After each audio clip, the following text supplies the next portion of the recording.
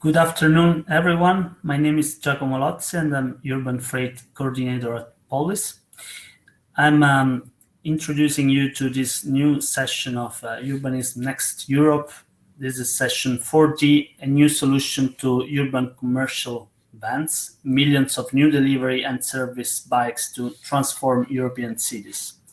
The session is hosted by Mayne, and I will hand over to him in a moment. First, I will drive you through the housekeeping rules of this session. So please write your comments in the chat, but your questions in the Q&A box so that the moderator can look at them in an easier way. You can view who is attending in the People tab, and you can maximize your screen if it's too small by hiding the chat or tapping the full screen icon. This meeting is being recorded, and the recordings as well as the presentations will be made available online after the conference. After the session, you can check the event chat, the polls, the other people participating in the conference, and the Q&A tabs. You can also look at the other upcoming sessions and try the networking function where you can send direct messages to the other participants. So this was my very short overview, and now I hand over to Kevin that will bring you into this session. Thank you very much. Thank you, Giacomo, and thanks very much to everybody for joining us on the multiple sessions on offer at Urbanism Next. You've hopefully picked a topic we think of considerable value in terms of dealing with many of the challenges of our cities. My name is Kevin Mayne. I'm actually the Chief Executive of Cycling Industries Europe, which is a trade body for cycling companies working on a whole range of cycling issues, from bike sharing, bike making, bike delivery, but really importantly working on cargo bike and cycle logistics as a strategic topic for Europe in many ways and for cleaning up our cities.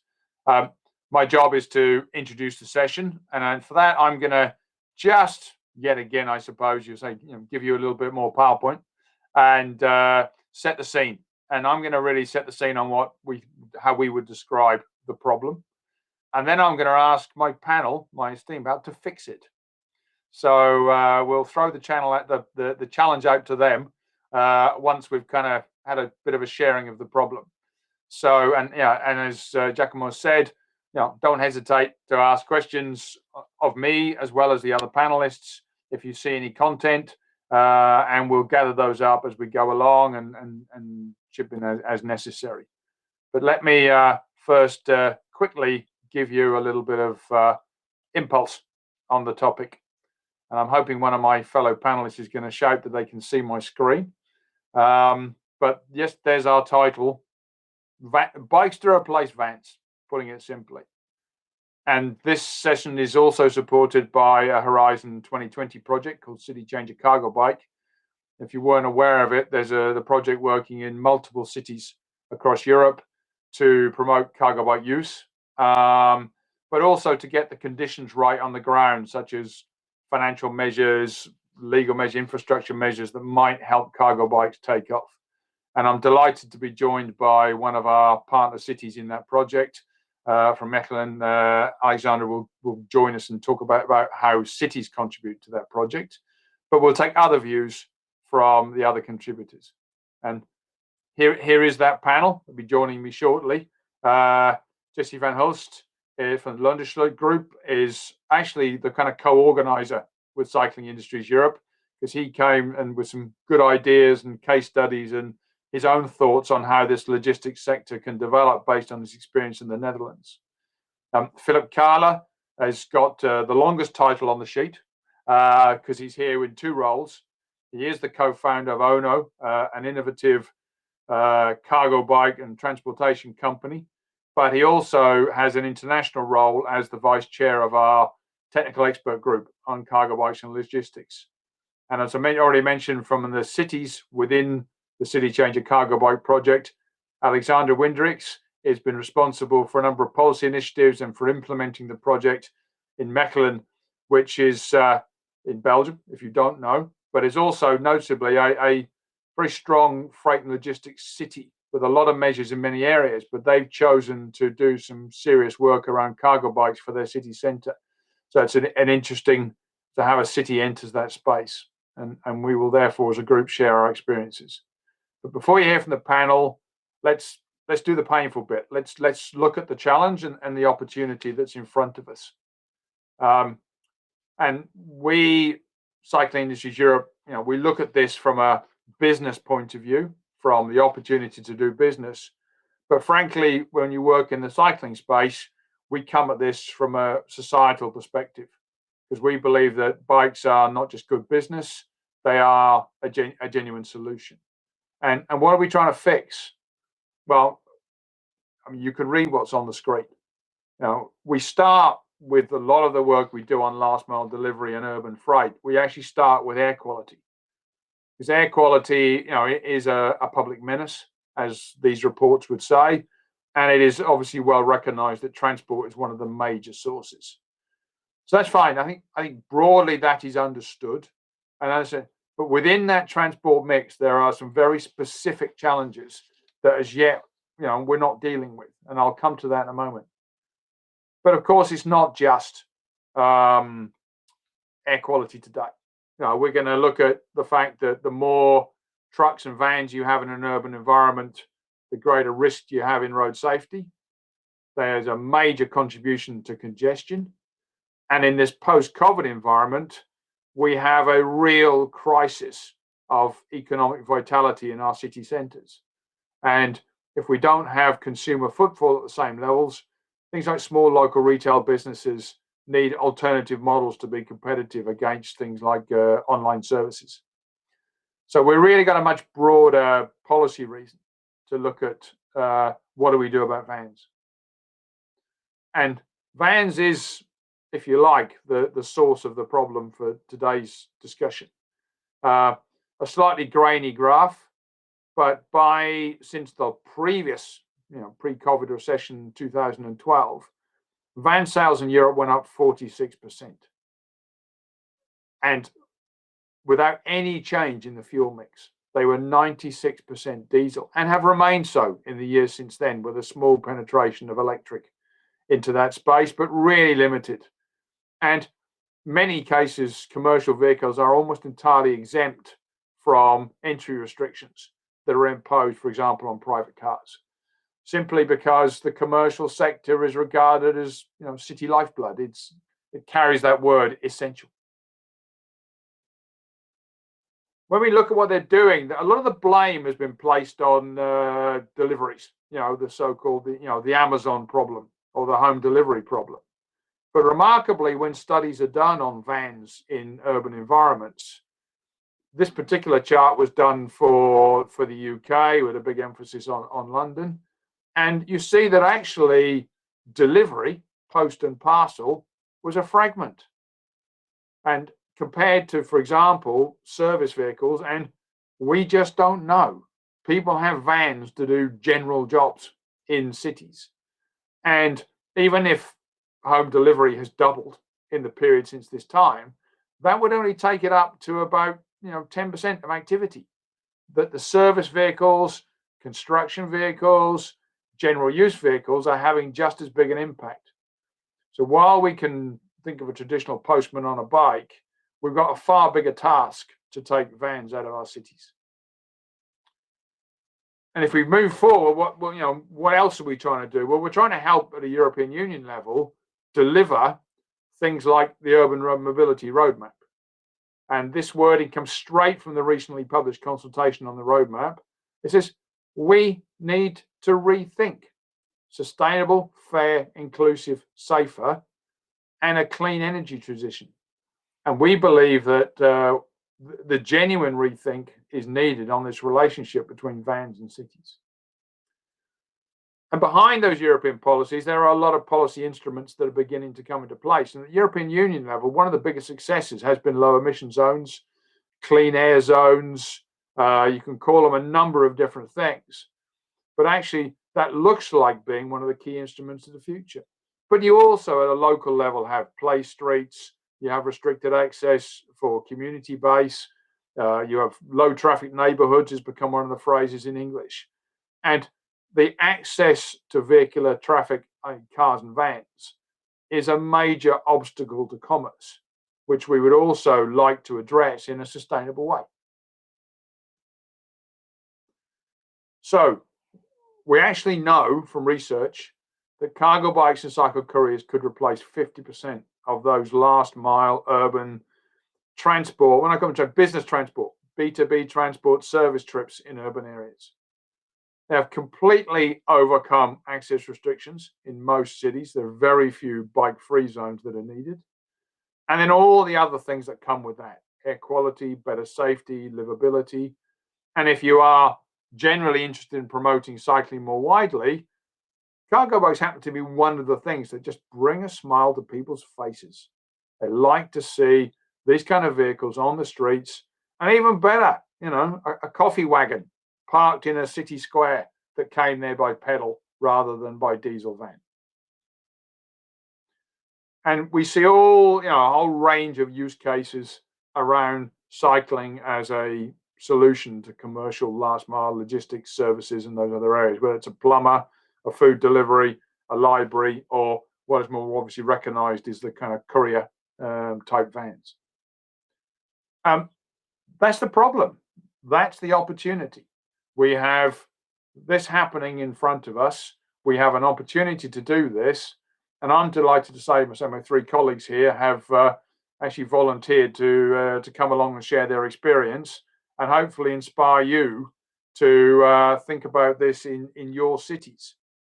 So they're each going to do a short presentation, but to give us a break from presentations, I thought I'd ask them each to prepare a quick thought so you get to know them as people, so we can have a proper conversation. So the question simply, Jesse, we know you're a sustainable mobility advisor, but why? Thank you very much. Why are you enthused to share what you do with everyone? That's a very good question.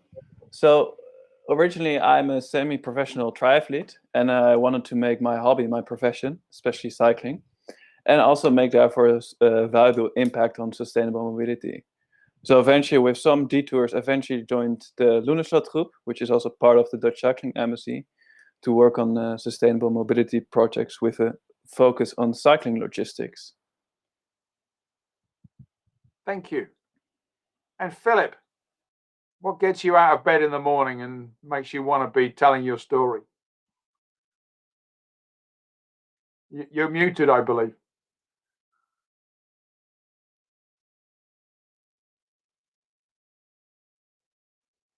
All right. While Philipp's finding the button, Alexandra. Oh no, he's with us. Philipp. Yeah, sorry. Yeah, I'm born in a more suburban area. A lot of my families are from the villages, from smaller towns. So and since studies, I'm living in Berlin.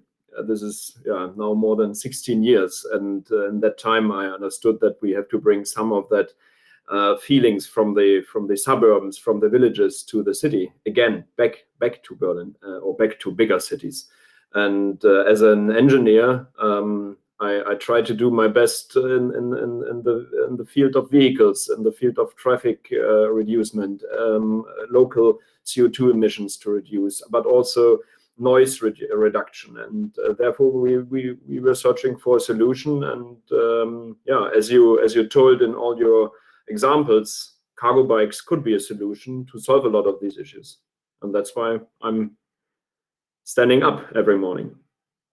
Excellent. Thank you very much. Alexandra, please, again, there may be people who run in fear at the idea of being a policy officer in local government. But you've been a contributor to our project for a while, but share with the audience, why you do what you do. Yeah, I wasn't prepared on sharing my background, but since everybody is doing it, I actually come from a language and marketing background, and I ended up here by accident, I guess. But I really like working with cargo bikes, mostly because I believe that our societies are evolving towards societies where illness becomes more important than curing it, and also sustainability isn't a question anymore, but it's becoming just the way to go.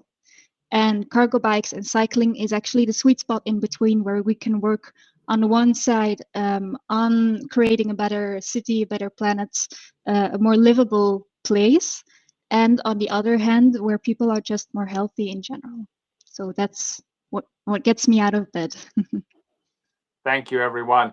And I hope the audience, we have an energized group of speakers today who can share their stories. So we're going to revert back to the traditional for a moment. As I say, don't hesitate to put questions in the Q&A. If you have any kind of commentary, we can save up to the end, or if you have a specific question for any of the speakers about the detail of their presentation, we will also try and respond to those. But we have plenty of time for your questions at the end of the session.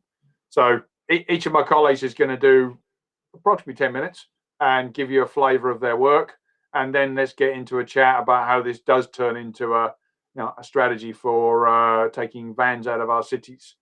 So Jesse, I think you're on first. Please share. Yes, I'm gonna buy myself some time and redirect the question to you, Kevin. What gets you out of bed every morning? Well, funnily enough, we just had that at work for World Bicycle Day. And I made the point, I've been in and around cycling and cycling people my entire life, starting with the sport of cycling. And I suppose there's a real spirit of family and community with the people who work in cycling globally. And I think when you're in the cycling world, it's not just when you're on the street and you see someone bike past, but actually there's a community, and you're never completely alone in doing this. And I think there's so much we share in the passion that comes across. My bit is to try and professionalize that passion, to make it work for business, to make it work for lobby, to make it work for government, and to give it a voice. But if I have to start what motivates me, it's the community I'm part of. Perfect. Thanks for asking. Are you ready? I'm ready. All right. Good afternoon, everybody. My name is Jesse van Hulst. I studied urban planning and human geography at the Radboud University in Nijmegen. Afterwards, I started working as a bicycle courier for a couple of years and slowly worked my way up to become also a business innovator. And now I've chosen a new path and becoming a sustainable mobility consultant. I'm super delighted to share the stage and provide my perspective on logistics with the bicycle. And I already have to give a disclaimer because I think 10 minutes is a very, very brief introduction to the world of urban logistics on the bicycle. And yeah, this is a picture of me when I was working as a bike messenger. Probably I should have chosen a different vehicle, but it's something to start with. Yeah, if we dive into the world of logistics, just briefly for 10 minutes, we already have to think of that. Logistics is not a one-size-fits-all solution. I think we can think of many forms of logistics, from piece goods to very fine distribution, to medicine, to e-commerce parcels, to service industry, and a whole variety of different forms of logistics. And all have unique characteristics, and the bicycle plays a different role or no role at all in these forms of logistics.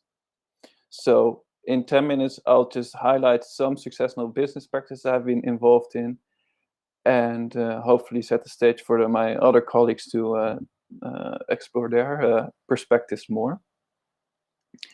I think it's good to start with some trends that influence the bicycle logistics in the urban realm. I think the biggest one, of course, is the rise of e-commerce. Then we have the digitalization and software connectivity of urban logistics, creating more and more real-time data. And we have, of course, the changing landscape of the urban realms of the cities.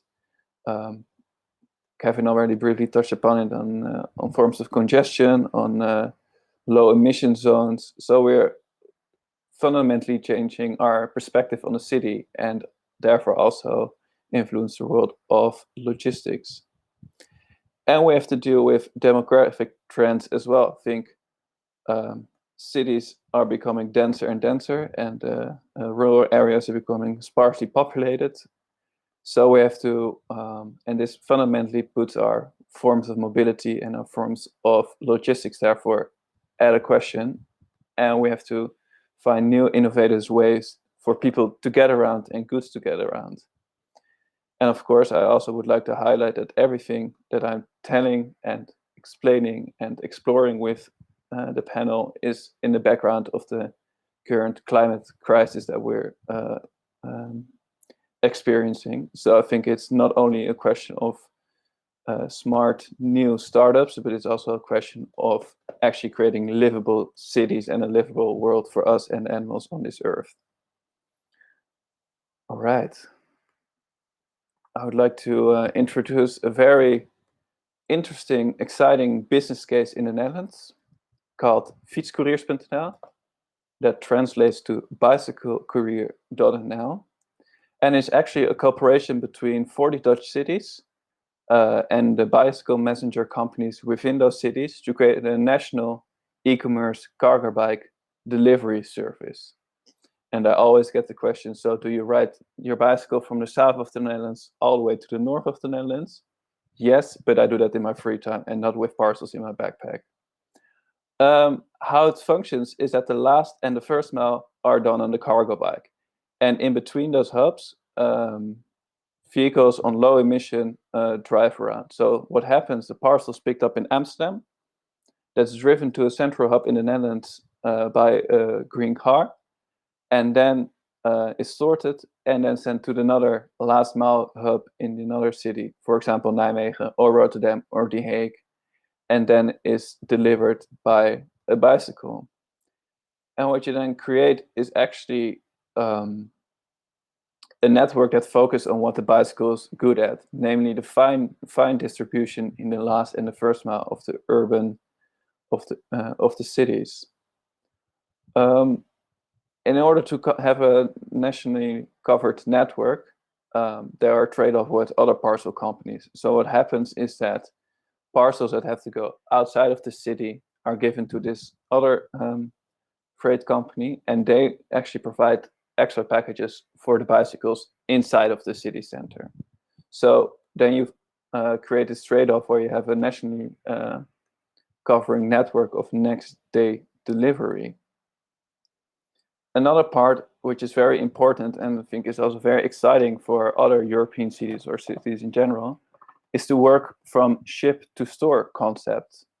And ship to store concepts basically mean that instead of having a centralized hub or a centralized logistic warehouse, you use the local towns or the local stores in the towns as a form of micro hub where online ordered packages are then picked up from this store and then delivered in the city locally.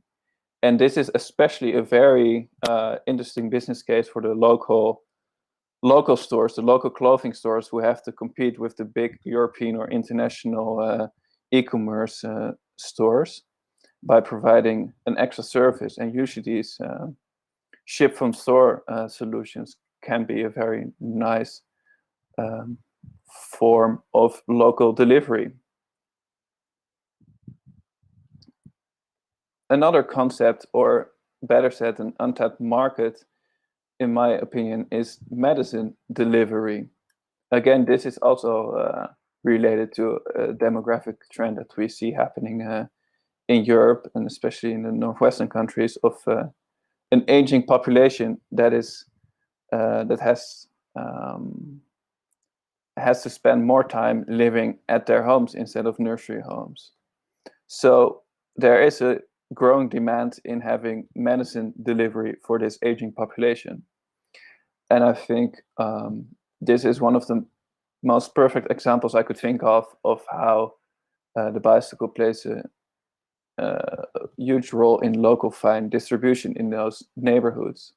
I mean, you don't want to have cars driving every day around in neighborhood streets, especially with the limits to urban infrastructure, like one-way street, limited parking, speed bumps, like small streets, etc. I think neighborhoods are not necessarily designed to have that many cars driving around, and then having a bicycle courier delivering those medicines provides so much more flexibility and speed, and it makes the roads even safer. So for me, the medicine delivery is one of the more promising markets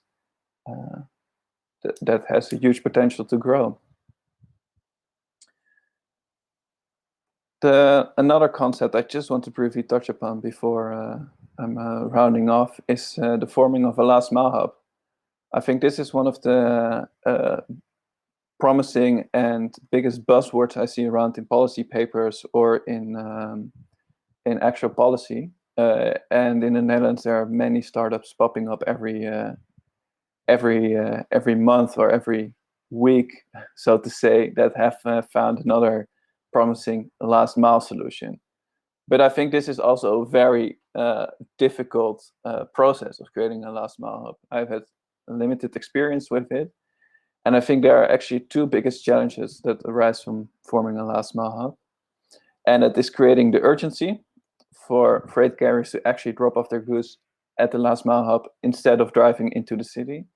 And secondly, what is technically called white label delivery, meaning that if I deliver a parcel, the parcel from another company, this company would like you to wear a DHL t-shirt or a UPS t-shirt, but actually you want to deliver it white label without these brands upon you, so you can combine different streams of or different flows of logistics.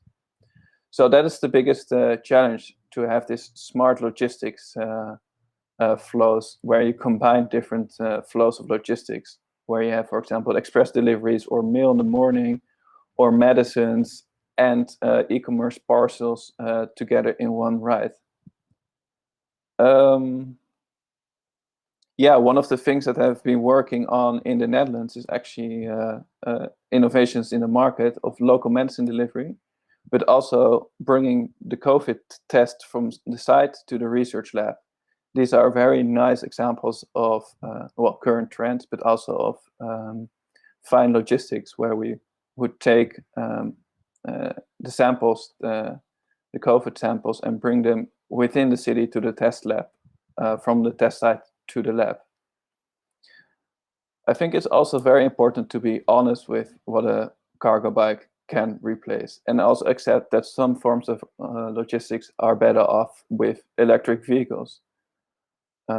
There are just forms of logistics, for example, the supermarket logistics or the big piece goods, where the bicycle doesn't or won't be an efficient part in the story. So dare to say no as a last mile hub is what I'm trying to say, but also innovate in new markets, what I just explained with the COVID tests.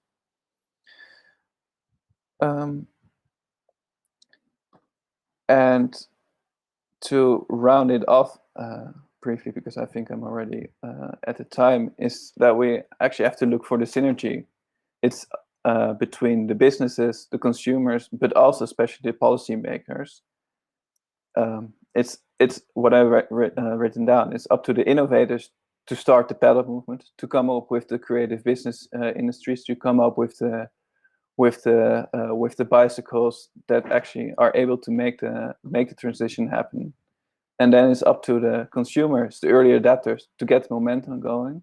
But I think there's a huge role in the policymakers, both on a municipal, as a national, and a European level, to be the derailer, to be the one that changes the gears and make the cycling logistics, bring the cycling logistics momentum up to speed. And for now, this is a bridge for me to go to Alexandra, because I'm very curious to hear your part on how city logistics are promoted with policy.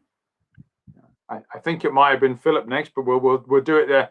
But I was going to say, you've also bridged beautifully for Philipp, because you've actually challenged him as to just what you can and can't carry on a bike.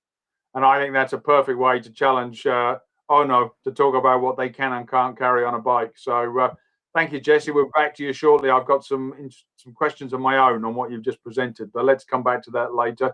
And again, to the audience, don't hesitate to put questions in the chat, or sorry, comments in the chat or questions in the Q&A. But Philipp, bring us to the vehicles.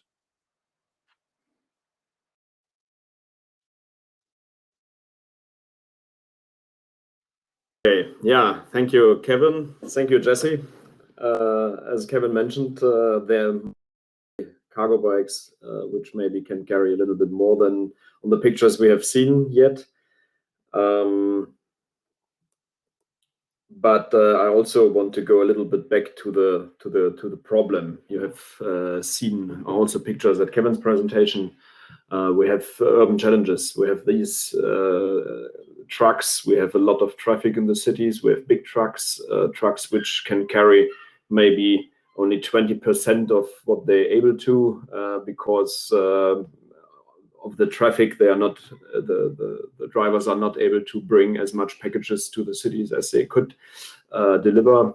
And yeah, the main reason for that, and I'm focusing in my words here on the city logistics. Kevin is right. There's a lot of more fields as services, as workers which are going around, facility managers and so on, which also could use cargo bikes for their work. But we have a lot of increase of online retail. We have a huge increase of e-commerce. And this results in that traffic, and this also results in risks for all the people walking around in the cities. It results in stress for the drivers, and of course all the pollutions we have. And this is not only the CO2 emissions and so on, but also noise pollution, and also the space we are using, which is not necessary to use. And yeah, therefore we created a vehicle which is a little bit bigger than the vehicles we have seen yet. It's the Ono, but the Ono is only one parcel or one piece of the story. We have here a cargo bike which should be used all year round. That was most important, what we heard from our customers. And we have a modular system. Kevin mentioned, why not a coffee machine having on a cargo bike? Why not in the afternoon maybe bringing some tourists to the hotel? We have here the possibility to change that white container on the back to other modules. This is most important for our idea and for solving that traffic issue and all the issues in the cities, that we're not using a lot of cargo bikes, but also try to be with the modular concept, try to be efficient also in using vehicles.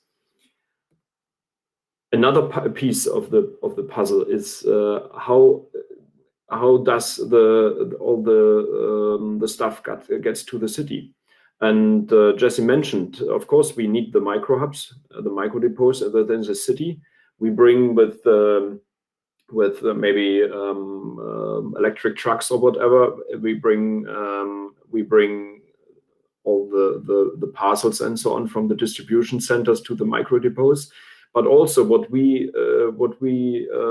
get from our customers, especially in these weeks, there are a lot of local businesses. There are electronic markets. There are furniture stores which wants to bring directly from the stores within the cities their stuff to the customers. So this is also micro hubs, and it's even more.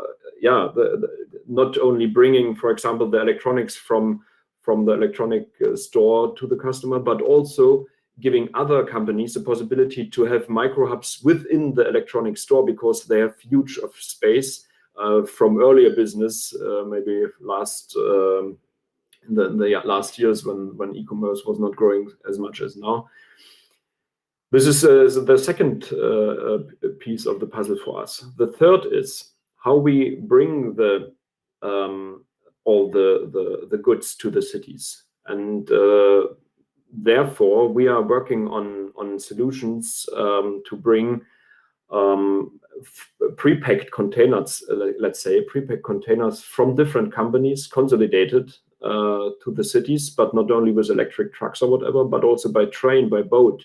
There are concepts they are working on. I know in Paris there's a startup working on boats. I think autonomous driving boats, bringing such containers from A to B on the rivers.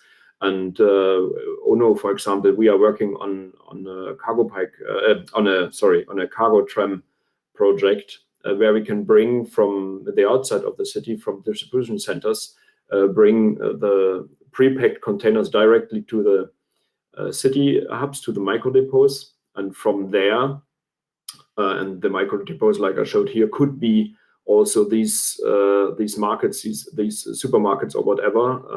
They have a lot of infrastructure which can be used, and from there we bring it to the customers. And yeah, this is our concept. And thank you for that. For now, I'm a bit shorter than Jesse, but hopefully also with a lot of information for you. Thanks very much, Philip. And yeah, it's great to see the ONO machines, and there's such a different concept for a bicycle to be in that shape and form, and an exciting opportunity to be in very different spaces. All I need to do now is put Jesse in the cabin, let him bike across the Netherlands in it, and see how far he can get and how much he can carry, and then we have a real team effort. But we'll get to that in a moment. Alexandra, your turn, and hopefully you haven't just lost your camera. You're there. Are you ready to share your? You can see my camera? We can't see you. I can't. Are you ready to share, or? I'm going to try to share, and let me know if it doesn't work. We just lost your camera anyway. Can you see my screen?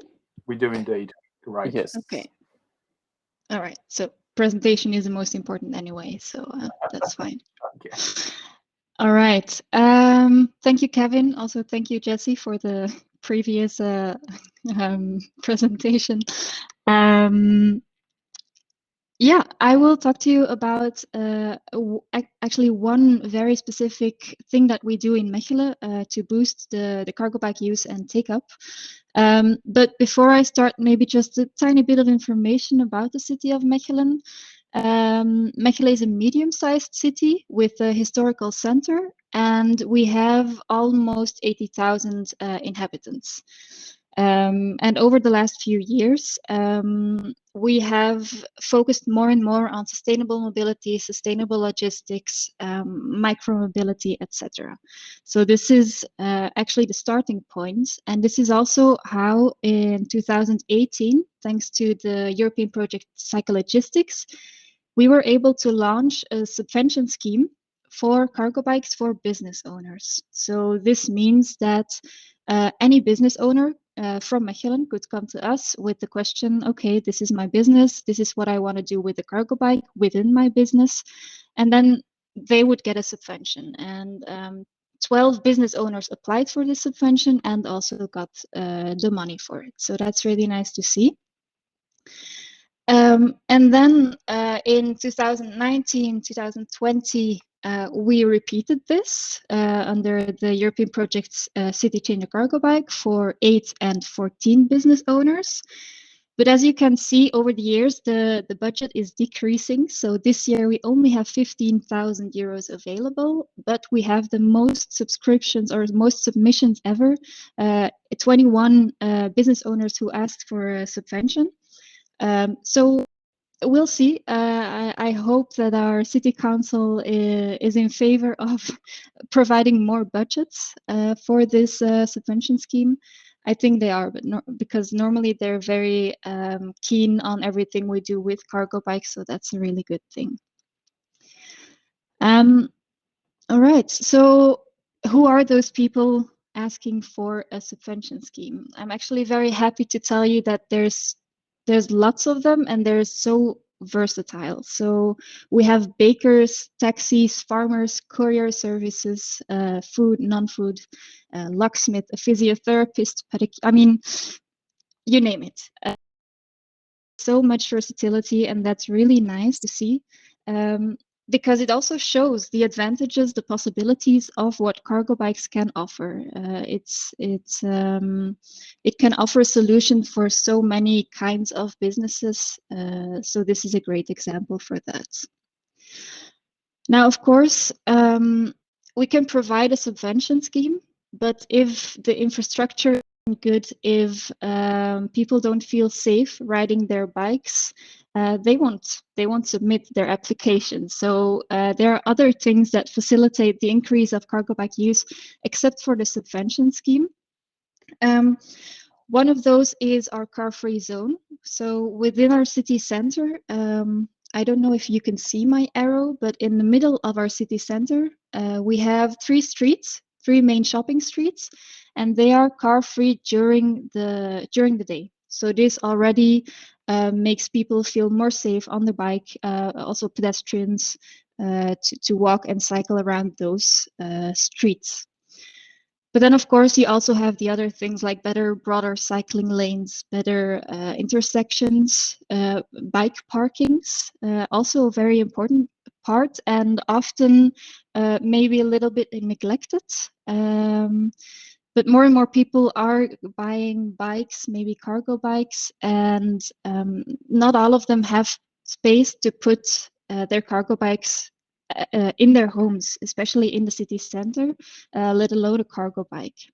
So this is why we try everywhere we put new bike parkings to make them broad enough so also cargo bikes can fit in. And then there's also our cycling streets.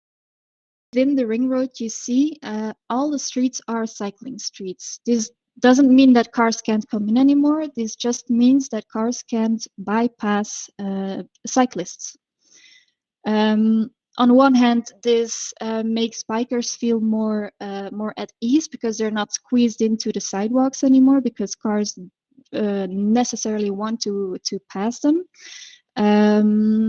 But yeah, they're also just feeling more safe because the cars they can't speed too much because there are so many cyclists in our city that they have to stay behind them.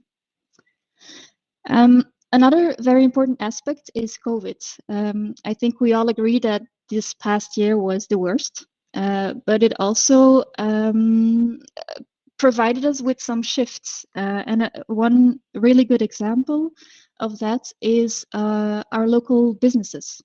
So our local businesses, they really started to appreciate local entrepreneurship more. And they made the shift by thinking, okay, maybe I don't need my private van anymore to get from A to B or to deliver this to some people. Maybe I can do it with a cargo bike. And if I actually need a car or a van, then I can do it with a shared car or a shared van. So this is something that's really nice to see. And also what we believe that has facilitated or encouraged even more applications for this subvention this year. Then there's also the point of just more focus on sustainability. So from our city itself, we have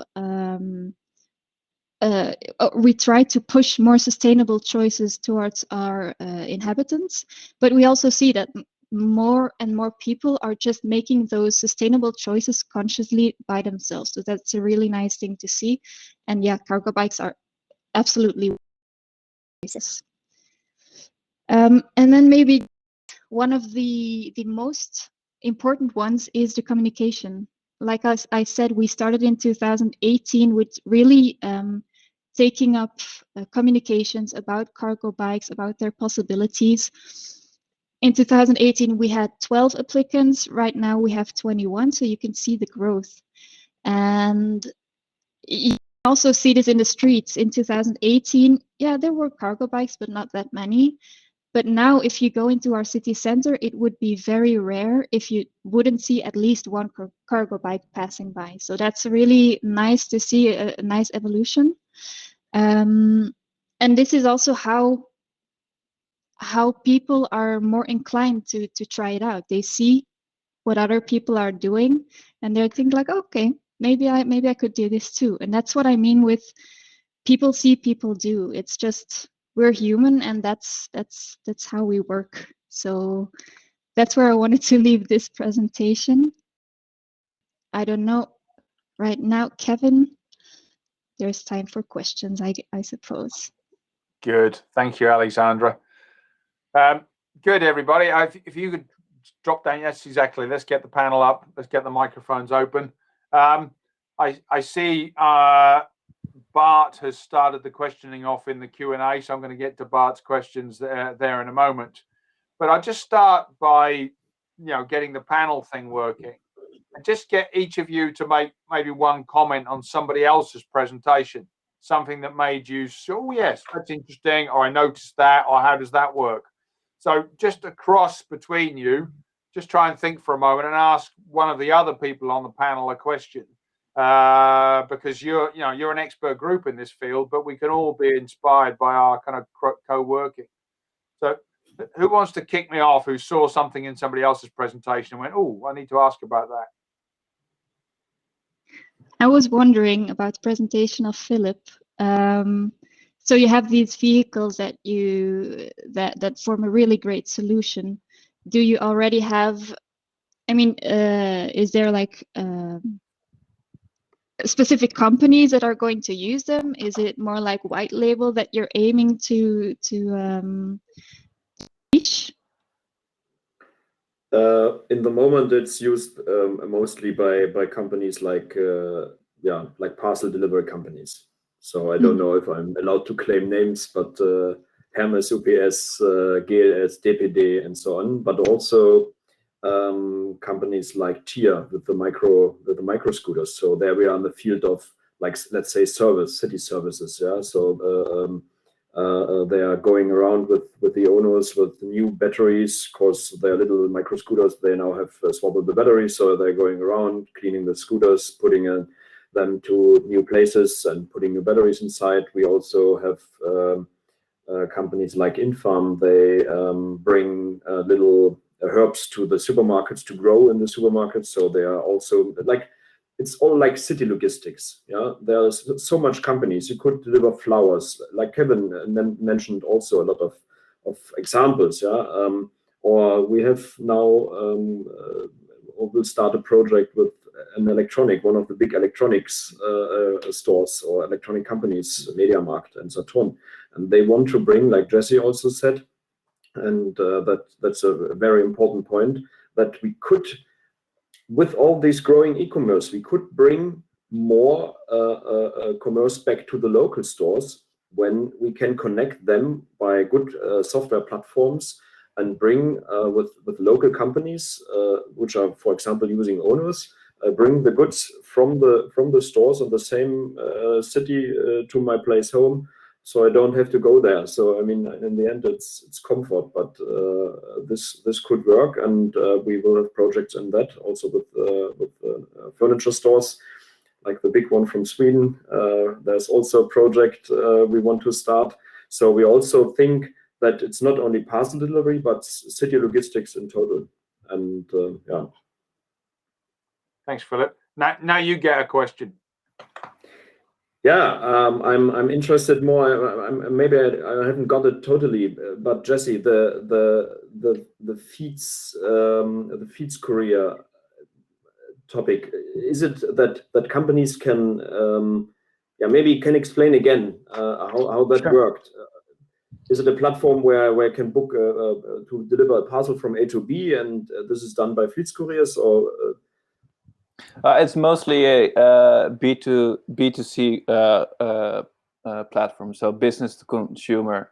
And these businesses, they vary from the local bookstore down the street that has one specific book that you want to read while you live on the other side of the country, to also larger, even international e-commerce parties who do not necessarily do the first mile step on the bicycle, but they use the fietscouriers.nl network for the last mile service.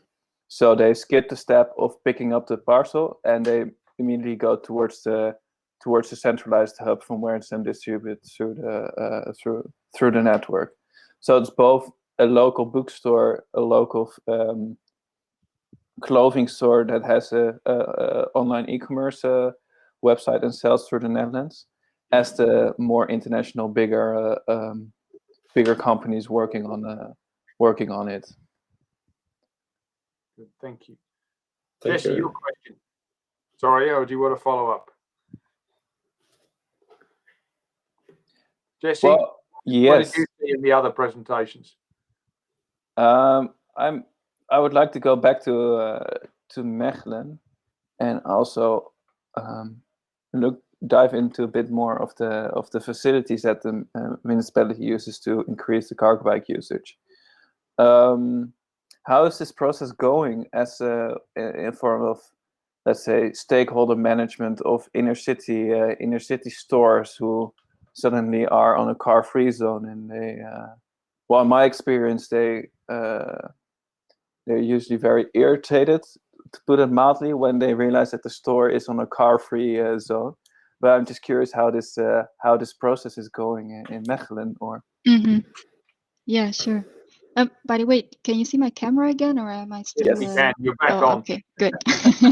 Great. Yeah, no, that's a very good question, because it isn't easy. In the we know that whenever we declare like, okay, we're gonna make this street car free, there's like lots of local business owners that are like, no, you can't do this. One great example is from last year, where one of the streets that we made car free is a mattress store. So yeah, you can, well, you might be able to transport the mattress on a bike, but it's not the easiest, not the most logical option. So yeah, it's not easy, but overall, as we go further and further with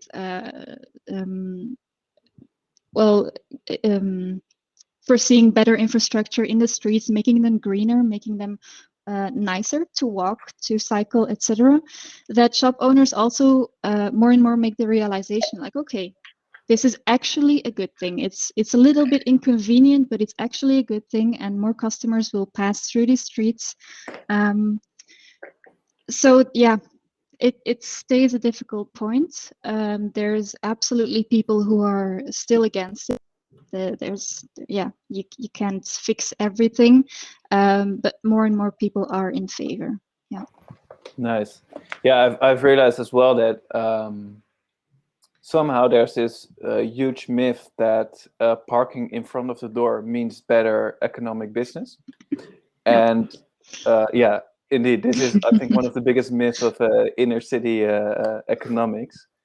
And it always takes some stakeholder meetings and a lot of explaining, and eventually also, I guess, from a municipality, the courage to actually go forward with a plan, and then in a couple of years can look back on the process and say, hey, well, the street you're now at is one of the most popular streets for people to walk, to dwell in, instead of having it full with car parked. The number of studies that are now clarifying that globally are quite remarkable, I must say. Yeah, and even additional to that, the shop I was talking about with the mattresses, in Mechelen we have a city hub right outside of the city center, so it's maybe like 1.5 kilometers from the city center. And we do offer the solution like, okay, you can store your mattresses in the city hub, and if it's necessary, it's really close by, people can pick it up there by car if they want to. So we don't just drop it there and say like, okay, you figure it out, we're just going to make this street car free. We do talk with them, we look for solutions, and we offer them things like the city hub to store their stuff, to make the logistics work. Right. I think, to be fair to our friend Bart on the chat, who is defeating everybody 3-0 at the moment by asking 3 questions, I think we should thank you, Bart. We should probably start with one of his questions. And I quite actually like the first question, which is, many of you will experience, and particularly in policy terms, Alexandra, the victim of success moment, when the cargo bikes contribute a significant amount to the congestion in the bike lane, and or even there is a challenge from the bike community that there's not enough space. I don't know if they've come up in Mechelen, but equally in kind of Berlin or the Netherlands, get either of your comments about, do we reach a point where actually this becomes a problem? Have you had anything like that in Mechelen? That there's too many bikes, that you mean?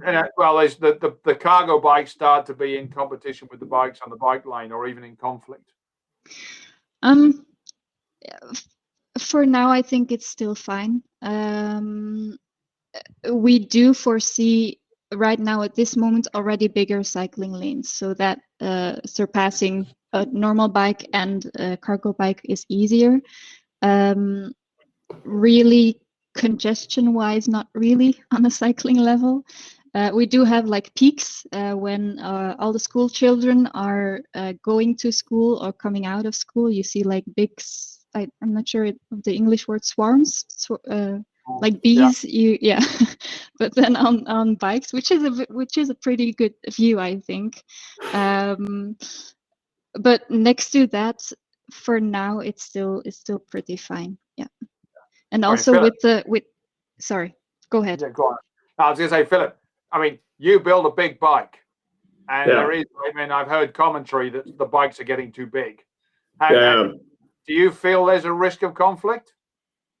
At first, the bike should be not bigger than the Ono, because I think, to be honest, we touched some points on the size, and we have that conflict. So we know that there will be conflicts like this when you imagine that you will have 1,000, 2,000 cargo bikes in a bigger city. It's a mess, yeah. And when you see, especially in Berlin, I can say the small bike lanes, the old bike lanes, you can't handle it when you leave the infrastructure like it is. So we are doing two things in that. We are working on the political side in working groups to bring the infrastructure to a future level, and we are working on the German cargo bike or Radlogistik, so cargo bike Verein. What is it in English? I don't know. So the association. Association, cargo bike association. Right. We are working on or we have written a paper for the drivers to teach the drivers to have little workshops for the drivers how to drive in a friendly way with cargo bikes, even especially when they are bigger. So this is also what is very important. If you go with a 600 kilograms cargo bike, 25 kilometers per hour through that child group, Alexandra told us, it will be no good, no positive effect on the others who are seeing it. So we are also working on that, how to drive, how to be friendly, positive with the vehicle, slowly, smoothly. So this is very important, not aggressive. And these are the two things we are working currently on. But I think most important is, like Alexandra, you also told us, to get the bigger bike lanes, to get second bike lanes for fast lanes, for example, for the e-bikes and not for the e-bikes and normal bikes. So this is what we are working on to solve, or it's not an issue yet. Like Alexandra said, it's also a Berlin no issue in the moment, yeah? But it will be parking cargo bikes on bike lanes, parking cargo bikes on pedestrian lanes. So we have to work on that, and better now than later when it's an issue. Yes. Can I also Please do. Yes. Perfect. I think one of the more conservative newspapers in the Netherlands already picked up on this in this issue a year ago, but I think it's also partly a false dilemma. I think we are reaching a moment in our urban histories that we are able to radically think differently about our urban space and how we imagine urban spaces, meaning that we have reserved so much space, up to 40% of cities, for cars, that we're now, if this is the entire spectrum that we can talk about, this is only used for bicycles. And if we only focus on this is too small, we leave about 40%, 70 or 80% of the urban spaces out of this dilemma. To put it more concretely, the Fietsersbond, the bicycle association, is kind of the Dutch lobby group for cycling promotions. is actually jumping on the train of the, I think it's called the Stockholm paper or something, where they want to have all the streets in urban or in cities to go from 50 to 30 kilometers an hour, and I actually use this public space, these public roads, for the bigger cargo bike industry, or the projected growth, and that in turn creates safer bicycle lanes for the children, for the regular cyclists, and have actually the current infrastructure that we already have, but we use it for cars, use it for cargo bicycles. Yeah, that's Right. exactly, I think, what I wanted to add before. It hasn't been really of a problem here in Mechelen yet, because our city center is a cycling zone. So cars can bypass the cargo bikes. And also, to add to that, I haven't heard of any cyclists complaining about cargo bikes. I have heard lots of car drivers complain about cargo bikes, that they take up too much space, but I don't think they realize how big cars actually are. Yeah, I think to conclude that round of questions, thank you, Bar, for that one. I think the most striking example on this is probably somewhere like Copenhagen. 1 in 4 families in Copenhagen has a family style rather than a B2B cargo bikes, and the commercial cargo bikes are on top of that. And if you've had the pleasure of being in the green wave in the morning going into Copenhagen, where everybody's cruising at about 20 kilometers an hour, cargo bikes and all, there's a remarkable degree of kind of self-management and traffic management that goes into that process, and it's extremely impressive, and probably at this stage for most cities quite desirable to get to that level before we worry too much about the kind of clash. But thanks for that round. There was an interesting one, and Bart, I'll give Bart the sort of follow-up in there, which is also the question about, ultimately there is going to be some entry of electric vehicles, electric vans, electric cars, electric pedal push trolleys for pedestrians, this kind of stuff. In terms of market, or in terms of assessment, and possibly it's yourself as a consultant, Jesse, or Alexandra as a policy, do you look at anybody done any studies on the kind of overall future blend, or what the expected mix might be? I mean, in a car-free zone, it's 0. But in other areas, is there an optimal mix? Are you aware of anybody having worked on that? I wouldn't know if I could give some percentages. I think it comes back to, the first point that I have made in my PowerPoint. Logistics is such a complex puzzle, and what works for one form of logistics does not necessarily work for another form of logistics. And what is the optimal balance? I think flexibility is key in this. Flexibility of the transport companies to make sure they have the variety of vehicles available. And I see it also more as a spectrum instead of like a very binary, either an e-van or a cargo bike, because, well, I think Ono is reaching almost the size of a small e-van. So I think it's more about flexibility than percentage. Okay. Yeah, I actually, if I might add, it's not that easy a question, because as a city, we're really pushing. We know that, yeah, we have to have a combination of e-vans and cargo bikes. So we're really pushing also companies that say we can't work with cargo bikes. We're saying, okay, well, can you make e-vans happen? And then they're saying like, okay, we can do this, but what are the advantages we get if we use e-vans? And this raises the question, because then they would like to be able to enter the car-free zone with their e-vans. And this is a very difficult part that we haven't really got through to the root yet, I think, because the next question then is, what do you call a van? What do you call a bike? Where is where is the middle, what separates them. So yeah, our car-free streets, cargo bikes can enter, but up to what point do we still call it a cargo bike, and when do we call it a van? Philip, when do you call it a van? From 601 kilograms. No, I mean, there's regulations, right? There's classic vans, but I understand the cargo bikes are getting bigger and bigger. Of course, they have the size of a van and maybe the same risks like normal vans.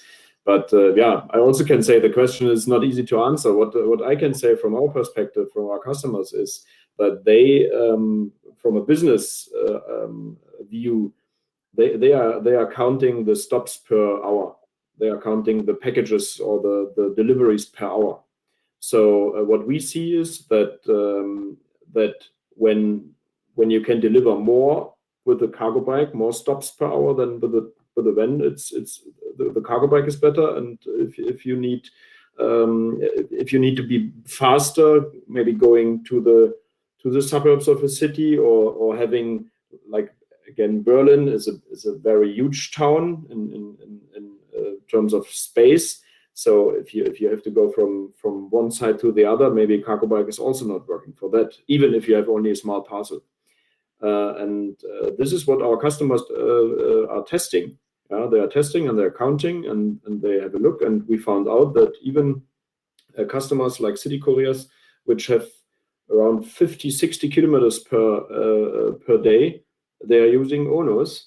And maybe from that up, higher than 50-60 kilometers, maybe then you should use a van, and maybe this is some of the mix. So yeah, that, I mean, there is no number, like Jesse said.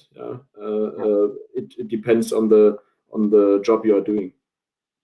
Yeah, a good follow. I mean, you've actually led nicely into a question from Ferry. He's actually put it in the chat and the Q&A, which is that, you know, the practicality of cargo bikes in terms of, you know, working everywhere, because we're looking at the moment at, you know, Berlin, the Netherlands, Flanders, relatively flat, and there are clearly many cities of Europe that are not flat. And his question is really, you know, is the cargo bike battery capacity, the power, the carrying capacity up to hilly cities? Are we there yet where it's a viable alternative to vans everywhere? Is it a question? You, I think. Yeah, that's the question. Are we really there? I think everybody knows that when the cargo bikes are getting bigger, then to the current situation of regulations, it's more or less okay. But let's say we are on borders where you can't carry more. And even the cities, you said, the hilly cities, we are testing in Stuttgart, for example, which is quite hilly. We want to go to Zurich, but there's a regulation issue, and to test it. But yeah, there is, of course, in the current regulations with the power you are allowed to use, what is a continuous nominal power, so you can have maximum power, which is higher. But in that terms, if you have a really stressful day in a hilly city with the ONO full loaded, then you will get to that borders, and you have to manage it in the end with a van in the current state.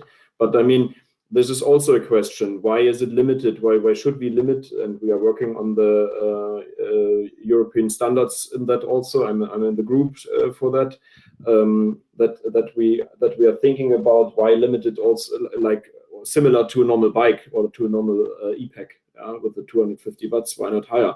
I mean, I don't want to have racy cargo bikes in the cities, of course, with high acceleration and so on. This is clear.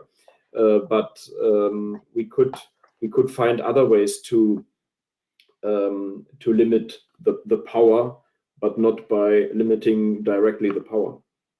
Yeah, I think actually we did some study work, for your question about why people needed more power and why they needed these things. One of the most interesting things that's come out from the logistics companies is actually, and general users, is there's a workforce problem.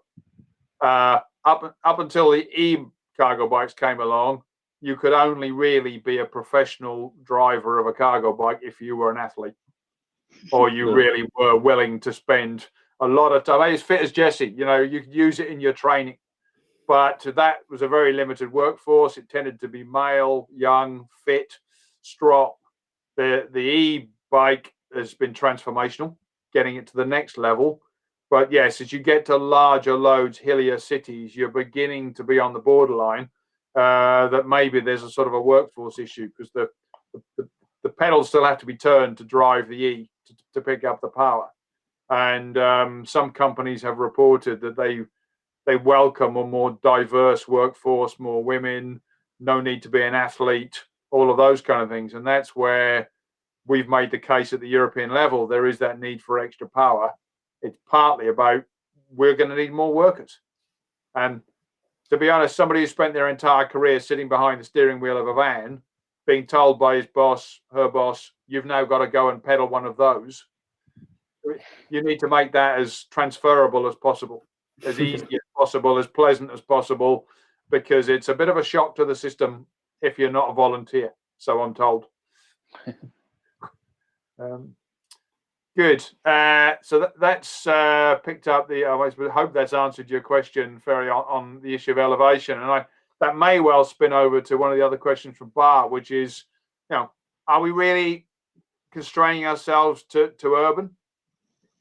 Are you, you know, on the wider edges of Mechelen, or in your work, Jesse, and you know, are we? Is it really totally an urban issue, or are there opportunities in the wider rural hinterland? Well,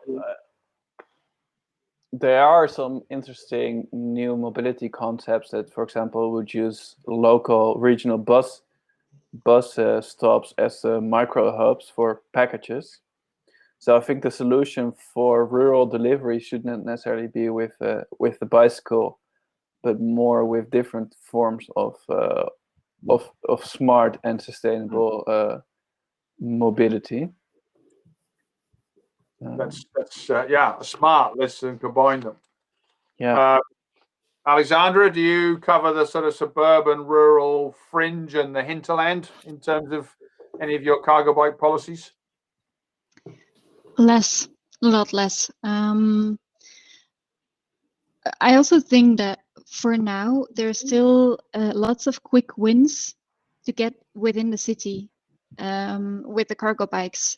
And that once it gets well implemented there's a big use for the cargo bike, then it will organically grow towards also the suburbs. But for now, to implement more cargo bike usage really in the suburbs alone, I'm afraid that sometimes it might die out a little bit, because there's still there's not enough support over there, or not enough demand for deliveries. I don't know. Philip, you said you wanted to bring small town to big town. Can you now take big town to small town? I wish to. I have a little story in that, maybe. I brought our first prototype of it was not an Ono, it was a Tretbox. Our first prototype, it was a two-seater four-wheeler bicycle. And I brought it to my parents' farm. We have a farm in Mecklenburg in the north of Germany. And I brought it there. There's only 400 people living there in that little towns. And we brought that bicycle there to show my parents what I'm working on. And my grandma, which was there maybe 75, and my grandpa was 85. My grandma was driving around my grandpa. They have no driver's license. With this vehicle, they are driving around our farm. Yeah? And they said, this is what we need here, because they are living 10 kilometers in the next little village of my parents next to it. So this would be the vehicle to come from there to my parents, and not to have the necessity to take the car of my mom, because my grandfather was not able to bike anymore. They were bikers their whole life. and that he was not able anymore. So this could be or this would be my wish in somewhere in the future, that we could have vehicles also for the little towns. And I think also, but Alexandra was right, there is no need in the moment. But I think also there's working deliveries or logistics or whatever, Handwerker, here, service men and women who needs not so much things to carry for their jobs, so they could also use cargo bikes. I mean, when you have 10 little towns which are in only 2-3 kilometers away from each other, you can also do it by bike. And if you have a good cargo bike, you can do it all the year, and you don't need a car. Yeah? But there's no need in the moment. I think this is an issue, and Alexandra said really right. When it's growing and growing and growing, and it comes normal for the people, then it will also come to the areas where it's the official need is not there, or the business need is not there, but as they want to have it. Yeah, we have one last sentence. Sorry, because it's a nice story. We have one electrician on a little island in the North Sea. It was our first customer. He has no driver's license. On that island, it's not allowed to drive cars, but if you want to drive electric vehicles you see it at train stations, you need a driver's license. So he had to ride a small cargo bike with all his electrician stuff, and he's delivering washing machines and televisions and so on. And he found us in the internet, and he said, I want to have an Ono, because then I'm the coolest guy on that island. Because it looks quite good and not like the e-cars from the train stations. And it's a really small town, but he has his little jobs to do, and he puts a container there, takes a second one with a lot of with other stuff. So it can work in little cities, to say short. Nice. And we forget where we came from. Maybe I have to smile. I say this is in my roots.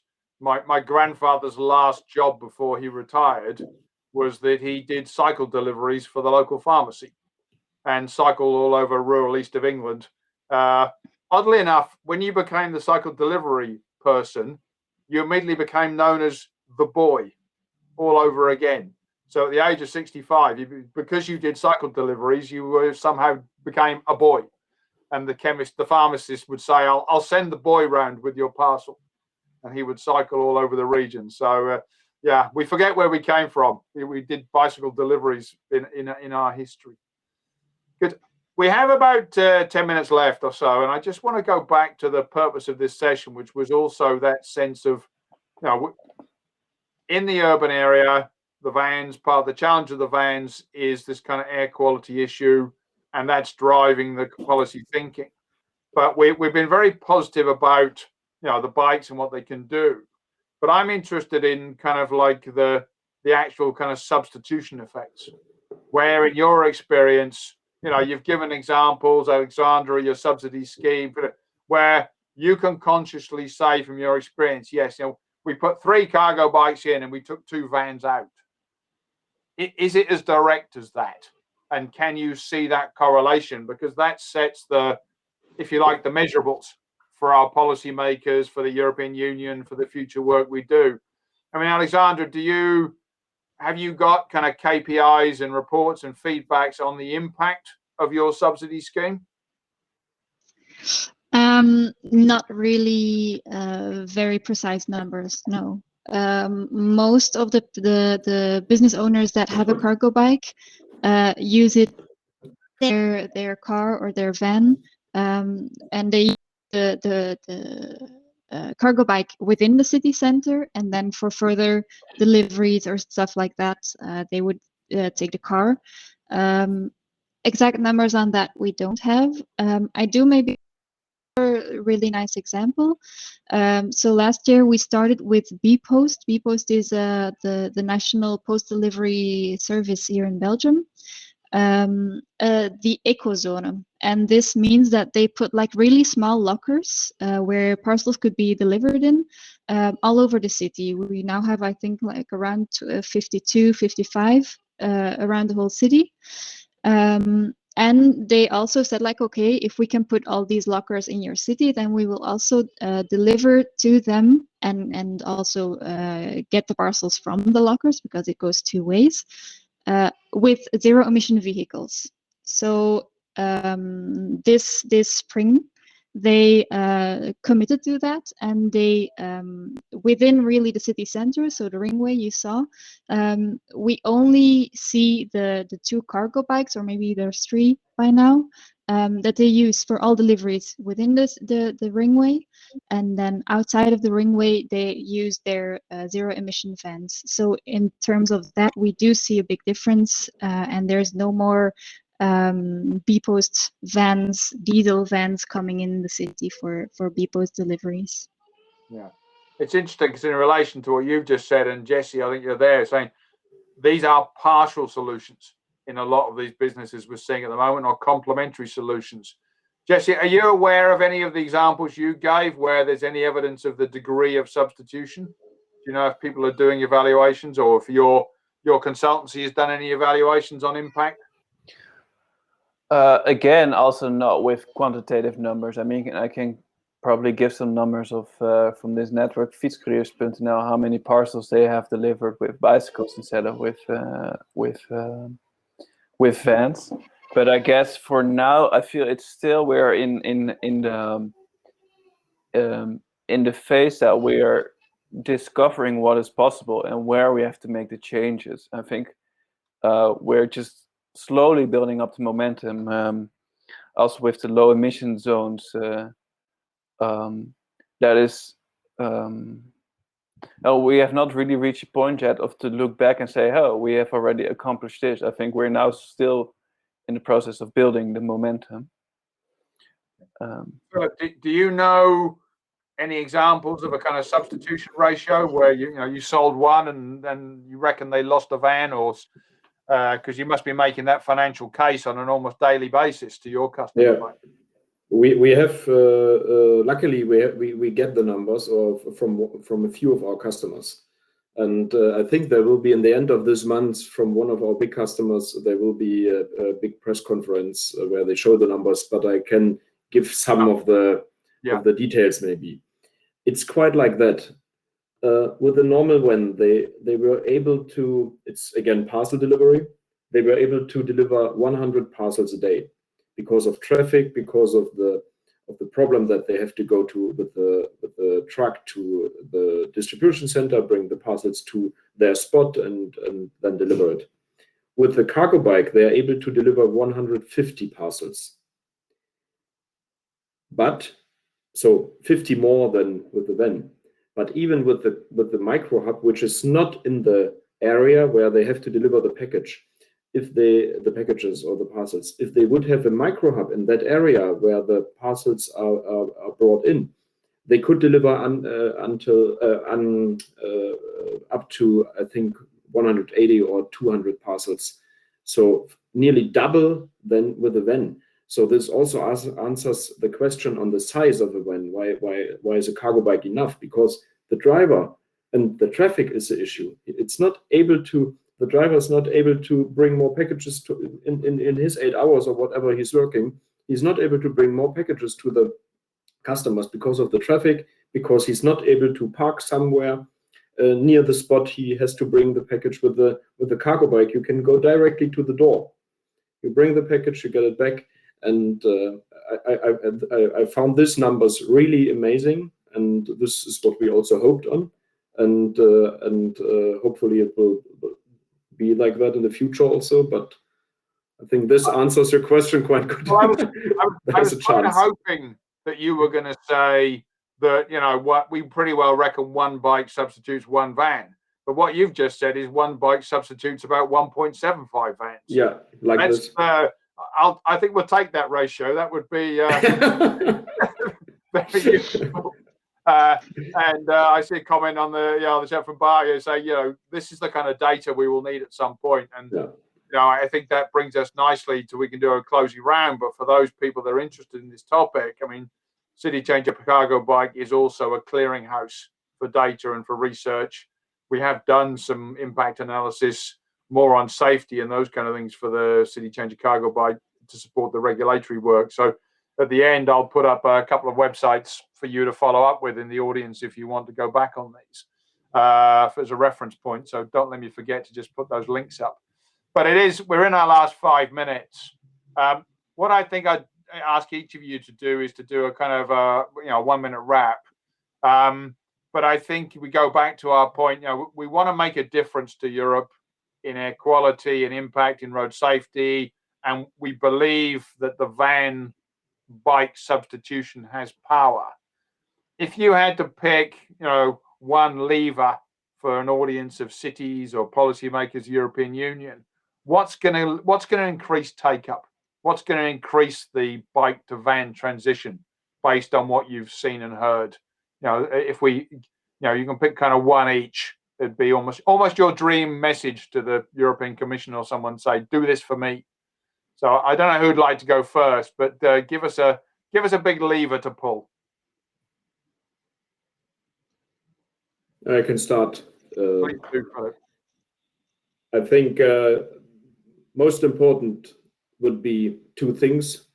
The one thing is get a good standard for cargo bikes on a European level.